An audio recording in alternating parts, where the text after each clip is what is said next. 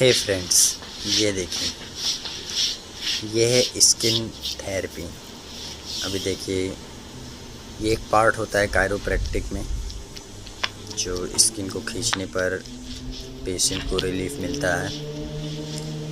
ये देखिए कैसे बहुत ही बेहतरीन तरीके से डॉक्टर स्किन को आराम से खींचकर उसको इस तरह पेशेंट को रिलीफ मिल जाएगा। फ्रेंड्स देखिए कैसे बहुत बेहतरीन तरीके से